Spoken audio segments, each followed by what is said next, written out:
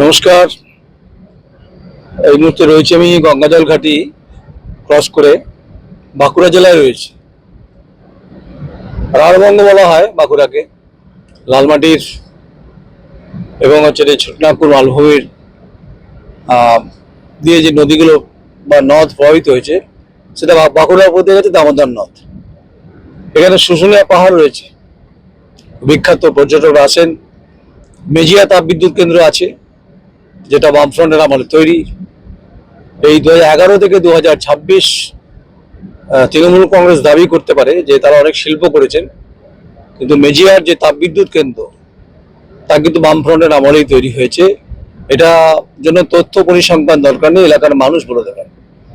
এখানে কর্মসংস্থান শেয়ার হয়েছে, অবশ্যই হয়েছে। তাপবিদ্যুৎ কেন্দ্র যখন গড়ে ওঠে এখানে মেধা এবং কায়িক শ্রমের চাকরি হয়েছে।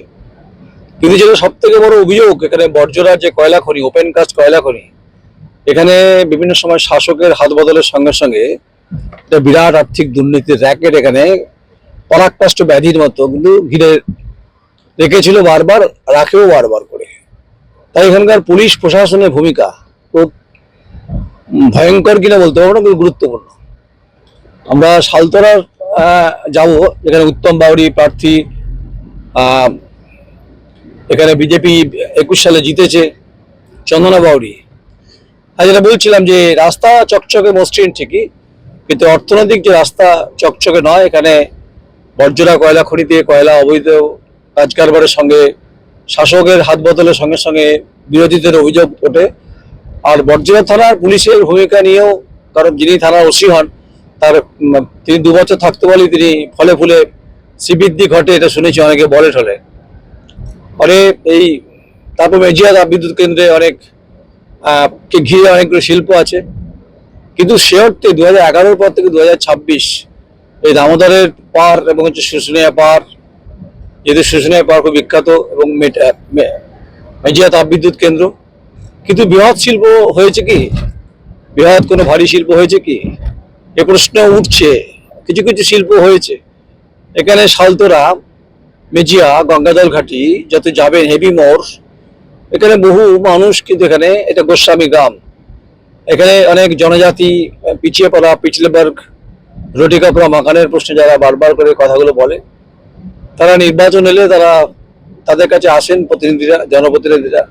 কিন্তু বাঁকুড়ার আর্থিক যে সমস্যা, যেহেতু বাঁকুড়াতে একসময় এই দামোদরকে ঘিরে, দামোদর নদকে ঘিরে নদীর পাড়ে প্রশ্ন ছিল যে স্পঞ্জ আয়রন কারখানাতে পলিউশন বাড়তে পারে, কিন্তু সে সময় হয়েছিল, সেগুলো সব বন্ধ, কাটছিল, প্রায় বন্ধ। তাই মেজিয়া তাপবিদ্যুৎ কেন্দ্রের আশেপাশে কিছু বিক্ষিপ্ত ইন্ডাস্ট্রি হলেও কিন্তু এখানে ক্ষুধার ক্ষুধার রাজ্যে কিন্তু পূর্ণিমার চাঁদ এখানে গদ্যময় হয়নি। এখানে দিনের এক ছবি, রাতের এক ছবি। এখানকার পিছিয়ে জনজাতি, SC ST, আদিবাসী সম্প্রদায় মানুষের অভাব অভিযোগ ঘিরেই গেছে। এখানে শাসকের সঙ্গে বিজেপি তাল ঠোকাঠুকি চলছে, কিন্তু প্রশ্ন হচ্ছে তাল ঠোকাঠুকি নয়, প্রশ্ন হচ্ছে অধিকারের প্রশ্ন, বেঁচে থাকার প্রশ্ন। তাই অর্থনীতির যে রূপরেখা সেটা এখানে দুভাগে ভাগ হয়েছে। একটা হচ্ছে শহর, একটা হচ্ছে গ্রাম। বাঁকুড়া বহু বিধানসভা রয়েছে, শিমলিপাল রয়েছে, ওন্দা রয়েছে, বিষ্ণুপুরি অর্থনীতি অত্যন্ত ভালো, সোনামুখী রয়েছে। এই সামগ্রিকভাবে গঙ্গাজল ঘাটি রয়েছে, সালতোরা রয়েছে। এই অর্থনীতি এখানকার মানুষের কিন্তু আছে, সমস্যা আছে। তো আমরা যাব ওখানে, সালতোরার কাছে, মেজিয়াতে যাব। আমরাও শুনবো মানুষের কথা, বক্তব্য, এবং যে ঘটনাগুলো এখানে বারবার করে আলোকিত করেছে বিভিন্নভাবে, তা আমরা শুনবো। এবং শোনাটাই খুব স্বাভাবিক। সামনে টোল আছে, আমরা মনে করি নিয়ম নীতি নিষ্ঠা মেনে অন্তত টোলটা দেওয়া। আমি চিত্র সাংবাদিক জয় মণ্ডলকে বলবো যে টোলের জন্য, এই বিষয়গুলো দেখানোর জন্য। তো কারণ হচ্ছে যে এই যে ফাস্ট্যাগের যে বিষয়গুলো আছে, সেই কারণ হচ্ছে যে ফাস্ট্যাগ যে কারণেই এতে এত ভালো টোল, কিন্তু রাস্তাঘাটের অবস্থা খুব, আমরা দেখলাম জাতীয় সড়ক ভেঙে পড়লো, এসব হয়েছে। এই টোলে কিছুক্ষণ দাঁড়িয়ে থাকছি ঠিকই, কিন্তু বিদ্যুৎ এখানে আছে, অস্পষ্ট কিনা বলতে পারবো না, যেহেতু মেজিয়া তাপ বিদ্যুৎ কেন্দ্র আছে। এখানে কাটমানি সিন্ডিকেটের অভিযোগ আছে শাসক দলের বিরুদ্ধে। এখানে বিজেপি বেশ কিছু বিধানসভা তারা দখল করেছে, এবারে লড়াই আছে। এবারে লড়াই কিন্তু বাঁকুড়া জেলায় মূলত বামপন্থীদের সঙ্গে নয়, অর্থাৎ ঘাসফুলের সঙ্গে কিন্তু পদ্মফুলের লড়াই আছে। আর এই লড়াইয়ের জাতা কলেজে যুবগোষ্ঠী যে বলি হয়, সেটা হচ্ছে নিরীহ জনতা জনার্দন যারা পিপল ডেমোক্রেসিতে থাকেন।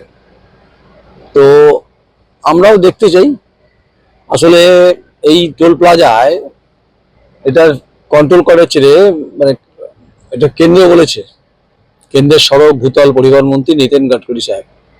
তাহলে মেজিয়ার কাছে যদি টোলে এতক্ষণ দাঁড়িয়ে থাকতে হয়, তাহলে কি কথা কি কিছু বলবো না আমরা?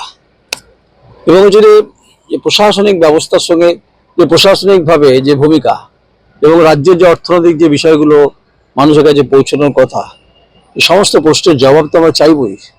আমরা বলতে চাইবো না, আমরা দেখাতে চাইবো যেখানে মানুষ কতটা ভালো আছে। তো প্রতিটি সময়ের খুব মূল্যবান মুহূর্ত রয়েছে।